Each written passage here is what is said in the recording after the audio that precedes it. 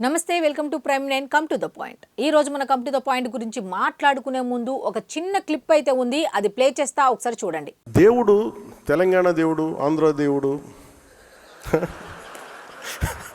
అలా ఉంటారా? తెలంగాణ వెంకటేశ్వర స్వామి, ఆంధ్ర వెంకటేశ్వర స్వామి, అలాగే తెలంగాణకు మన తమిళనాడుకు సుబ్రహ్మణ్య స్వామి, ఆంధ్రాకు మన మోపిదేవి సుబ్రహ్మణ్య స్వామి, అందరూ ఒకటే. రకరకాల స్థానాల్లో నమ్మకాలను బట్టి ఉంటారు. ఇవన్నీ అంటే మీకు ప్రాంతీయతను విస్మరించడం అంటే ఇవన్నీ కూర్చోబెట్టి మీకు మానసిక స్థాయి పడిపోయే కొద్దీ ఇలాంటివి ఎత్తుకుంటే కొన్నిసార్లు తప్పులు ఉంటాయి, తప్పులు కరెక్ట్ చేసి ముందుకు వెళ్ళాలి తప్ప అక్కడ ఆగిపోకూడదు. మిగతా వాళ్ళు ఎవరైనా మాట్లాడితే మీరు అలాంటి డిబేట్స్లో మీరు వెళ్ళకండి. పదవి బాధ్యత కింద చెప్తున్నా, అలాంటి డిబేట్స్కి మీరు వెళ్ళకండి. అని ఇవన్నీ ఎందుకంటే భగవంతుడిది హైందవ ధర్మం ప్రపంచంలో ఏ మూల ఎక్కడున్నా సరే ఇది అందరిది. అలాగే తిరుపతి బాలాజీకి డబ్బులు రిలయన్స్ అంబానీ గారి దగ్గర నుంచి మొహరుమూరు, ఇందాక నిన్న చెప్పిన ఢిల్లీ నుంచి ఒక ఆడబిడ్డ కూడా వచ్చి హుండీలో డబ్బులు వేస్తారు.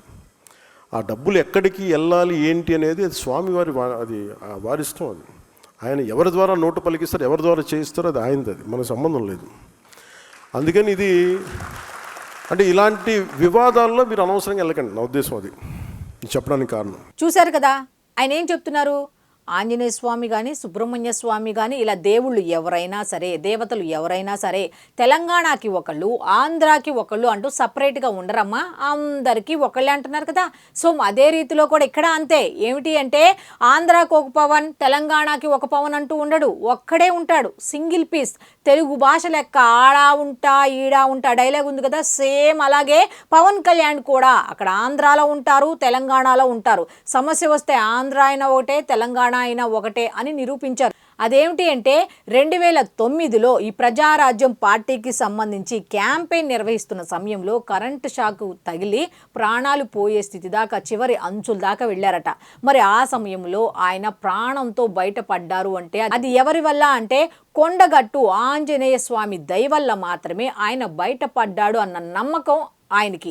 అయితే 2018లో ఈ జనసేన పార్టీ ప్రారంభ సమయంలో ఆయన ఏం చేశారు అంటే ఆ కొండగట్టు ఆంజనేయ స్వామి దగ్గరికి వెళ్ళి, స్వామి నేను పార్టీ పెట్టబోతున్నా, నీ బలం నీ ఆశీస్సులు నాకు కావాలి అన్న ఉద్దేశంతో అక్కడ అభివృద్ధి పనులకు సంబంధించి 11 లక్షల రూపాయలను కేటాయించారు. సొంత నిధులు, ఎవరి దగ్గర తీసుకొని విరాళాలు ఇచ్చినవి కాదు, సొంత నిధులు. అవి 11 లక్షల రూపాయలను ఆ దేవాలయానికి అప్పగించారు. అయితే 2024లో ఈ వారాహి యాత్రను ప్రారంభించే ముందు కూడా ఈ వాహనానికి సంబంధించి పూజలు నిర్వహించడానికి కూడా అదే అంజన్న దగ్గరికి, ఈ కొండగట్టు ఆంజనేయ స్వామి దేవాలయానికి వెళ్ళి ఆయన్ని దర్శించుకొని, స్వామి అప్పుడు కాపాడావు, ఇగో ఇప్పుడు కూడా నన్ను కాపాడు, ప్రజాసేవ చెయ్యాలన్న ఉద్దేశంతో నేను ఈ వారాహి యాత్రను ప్రారంభించబోతున్నాను, నువ్వు నాకు తోడుగా ఉండు అంటూ ఆయన అక్కడ స్వామివారిని దర్శించుకోవడానికి వెళ్ళినప్పుడు అక్కడ ఆలయ అధికారులు ఏం చేశారు అంటే కొన్ని రకాల ప్రాబ్లమ్స్ ఉన్నాయి ఇక్కడ భక్తులకు సంబంధించి,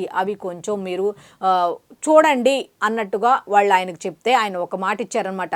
నేను గెలిచినా గెలవకపోయినా నేను తప్పకుండా నేను అయితే మీకు హామీ ఇస్తున్నాను, మీరు అడిగిన వస్తువులు కల్పించి తీరతాను అని అక్కడ మాట ఇచ్చి వచ్చేశారట. అయితే 2024లో ఆయన గెలిచారు. 2025లో ఏం చేశారు అంటే అక్కడ ఉన్న సమస్యను సీఎం చంద్రబాబు నాయుడు గారితో చర్చించి, ఇంకో విషయం తెలుసా ఎలా చర్చించారు అంటే ఎక్కడ మనం పట్టుకుంటే పని అవుతుంది, ఆయనే డైరెక్ట్గా టీటీడీతో మాట్లాడొచ్చు, అలా మాట్లాడకుండా సీఎం చంద్రబాబు నాయుడు గారితో చర్చించి ఆయనది కూడా ఆమోదం తీసుకొని అప్పుడు టీటీడీతో చర్చించి కొండగట్టు ఆంజనేయ స్వామి అభివృద్ధికి సంబంధించి 35.19 కోట్ల రూపాయలను కేటాయించేలా పవన్ కళ్యాణ్ చొరవ తీసుకున్నారు. చూశారు కదా, 2024లో హామీ ఇచ్చారు, 2025 అప్పుడు పదవి లేదు, ఇప్పుడు పదవి ఉంది.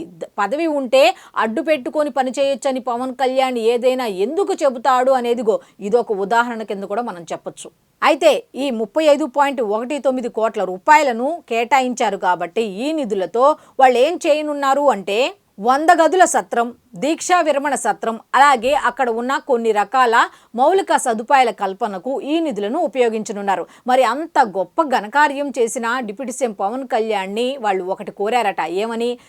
సార్ మీరు ఈ పనులకు సంబంధించి మీరు వచ్చి శంకుస్థాపన చేయండి అని అడగంగానే అరే ఉడిపి శ్రీకృష్ణ మఠం వాళ్ళు పిలిస్తేనే అంత దూరం వెళ్ళాను, నేను ఇక్కడికి రాలేనా, నాకు ప్రాణం పోసిన కొండగట్టు ఆంజనేయ స్వామి దగ్గరికి రాలేనా, నా తల్లి అయినటువంటి తెలంగాణలోకి నేను రాలేనా, నాకు పునర్జన్మనిచ్చిన తెలంగాణ తల్లి దగ్గరికి నేను రాలేనా అంటూ వాళ్ళు పిలిచిన వెంటనే ఈ 3వ తారీఖున అంటే రేపు ఆయన కొండగట్టు అంజన్న స్వామి దగ్గరికి వచ్చి ఆయన్ని దర్శించుకొని ఈ 35.19 కోట్లకు సంబంధించిన అభివృద్ధి పనులకు ఆయన శంకుస్థాపన చేయనున్నారు.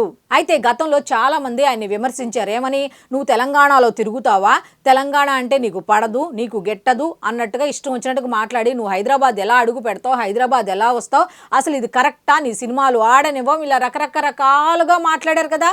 ఇప్పుడు 3వ తారీఖు అంటే రేపే వస్తున్నారు. మాట్లాడే వాళ్ళందరూ మాట్లాడొచ్చు, విమర్శించే వాళ్ళందరూ విమర్శించవచ్చు. ఇప్పుడు మాట్లాడాలనుకునే వాళ్ళు మాట్లాడొచ్చు, విమర్శించాలి అనుకున్న వాళ్ళు విమర్శించవచ్చు. ఎవరైనా ఇష్టం వచ్చినట్టు మాట్లాడొచ్చు. కానీ పాపం మీరెవరు మాట్లాడలేరు. ఎందుకు అంటే ఆయనకు మీకు మాట్లాడే ఛాన్స్ ఇవ్వలా. ఎందుకంటే ఆంధ్ర తెలంగాణ అనే డిఫరెన్స్ మీకు తప్ప ఆయనకి కానీ ఆంధ్ర ప్రజలకు కానీ తెలంగాణ ప్రజలకు కానీ లేదు అనేది ఇక్కడ స్పష్టంగా తెలుస్తుంది.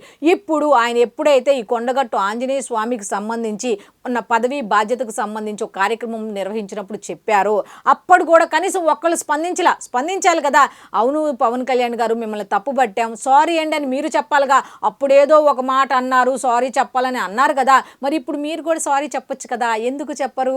సరే సారీల సంగతి పక్కన పెడదాం. ఇప్పుడు వస్తున్నారుగా, మరి సాధారణంగా స్వాగతిస్తారా, లేకపోతే మళ్ళీ ఇలాగే విభేదాలు సృష్టించాలని చూస్తారా? మళ్ళీ ఇలా నిధులు కేటాయించినందుకు కూడా పక్కదారి పట్టించే మాటలు మాట్లాడతారా అనేది మీ విఘ్నతగా వదిలేస్తున్నాం. అభినందించాలనుకుంటే అభినందించండి, విమర్శించే ప్రయత్నం మాత్రం చేసినా ఉపయోగం ఉండదు. అది ఆయనకి లాభమే తప్ప నష్టమేమీ ఉండదని ఇంకొకసారి నిరూపితమైంది. అయితే ఇంకో విషయం ఏంటో తెలుసా, ఎంతమంది ఎన్ని రకాలుగా మాట్లాడినా ఆయన మాత్రం ఒక చిన్న మాట కూడా స్పందించలే, ఎక్కడా కూడా. ఇక ఆపేయండి ఇటువంటి మాటలు, ఈ తారతమ్యాలు చూపించొద్దు అన్నట్టుగా ఒక్క మాట చెప్పారే తప్ప అది కూడా ఆయన డైరెక్ట్గా చెప్పింది కాదు. కేంద్ర కార్యాలయం నుంచి ఆయన చెప్పినట్టే ఆ కార్యాలయం నుంచి లెటర్ ఒకటి విడుదల చేశారు అంతే. ఆయన కూడా ఇలా మీడియా ముందుకు వచ్చి అసలు దాని గురించి ఏమీ మాట్లాడాల. చూశారు కదా, ఎక్కడ తగ్గాలో తెలుసు, ఎక్కడ నెగ్గాలో తెలుసు. ఏమన్నా అంటేనేమో నేను పొగుడుతున్నానని చెప్పి నన్ను తిడతారు చాలామంది. నేనేం పొగడట్లా, ఆయన చేసింది చెప్తున్నా. ఆయన చేసింది చెప్పుకోవడం కూడా తప్పే అంటే ఇక ఎవ్వరు ఏమి చేయలేరు. తిట్టే ప్రయత్నం చేయకండి, ఎందుకంటే జరగంది చెప్తే తిట్టాలి, జరిగిందే చెప్తున్నాం, ఆయన చేసిందే చెప్తున్నాం, సాక్ష్యాలతో సహా వీడియోస్ ప్లే చేసి మరీ చూపిస్తున్నాం. ఇంకా అంతకన్నా ఏం చేయాలి? ఏదైనా తప్పుగా మాట్లాడితే మీరు ఏమన్నా అనాలి, కానీ పని చేస్తున్నవాడు పని చేస్తున్నాడు అని చెప్తున్నాం, చెయ్యని వాళ్ళు చేయట్లేదు అని చెప్తున్నాం. దీంట్లో తప్పేంటి అనేది నాకైతే అర్థం అవట్లా. సో చూశారు కదా, ఇది ఈనాటి కమ్ టు ద పాయింట్ కార్యక్రమం. అయితే రేపు ఆయన హైదరాబాద్ వస్తున్నారు, తెలంగాణలోని మన కొండగట్టు అంజన్న స్వామి దర్శనానికైతే వస్తున్నారు. కాబట్టి అందరూ రెడీగా ఉండండి ఆయన్ని చూసి ఆనంద కేరింతలు కొట్టడానికి. తెలంగాణ వాసులు ముఖ్యంగా. ఎందుకు అంటే ఒకప్పుడు ఎవరు విమర్శించినా పవన్ కళ్యాణ్ గారికి సపోర్ట్గా ఉంది ఎవరు అంటే ఒక రకంగా తెలంగాణ వాసులే అని చెప్పొచ్చు. ఉడిపి శ్రీకృష్ణ మఠానికి వెళ్ళినప్పుడు నవయుగ శ్రీకృష్ణ దేవరాయలు అని బిరుదు ఇచ్చారు. మరి ఇప్పుడు కొండగట్టు అంజన్న స్వామి పనులకు సంబంధించి శంకుస్థాపనకి వస్తున్నారు. మరి అప్పుడేం బిరుదు ఇవ్వబోతున్నారో తెలియాలంటే మనం కూడా రేపటి వరకు వెయిట్ చేయాల్సిందే. ఏం బిరుదు ఇస్తారో, పవనసుతుడు అని ఇస్తారా, అంజనీ పుత్రుడు అని ఇస్తారా? ఎవరిచ్చినా ఇవ్వకపోయినా ఒక పేరైతే మనం పెట్టేసుకున్నాం. ఏమని? పవర్ స్టార్ పవన్ కళ్యాణ్, ప్రజా మనిషి, ప్రజా సేవకుడు అని. ఇంతకన్నా బిరుదు ఆయనకి ఏం కావాలి అనేది కూడా ఆయన ఉద్దేశంలో కూడా అదే. నాకేమి వద్దు, ప్రజాపాలన ఉంటే చాలు, ప్రజలు సంతోషంగా ఉంటే చాలు అనేదే ఆయన లక్ష్యం. సో ఏ బిరుదు ఇచ్చినా ఆయనకు సాటి లేదు, పోటీ లేదు. సో ఇది ఈనాటి కమ్ టు ద పాయింట్ కార్యక్రమం. మళ్ళీ రేపటి కమ్ టు ద పాయింట్ కార్యక్రమంలో కలుసుకుందాం. అంతవరకు సెలవు, నమస్కారం.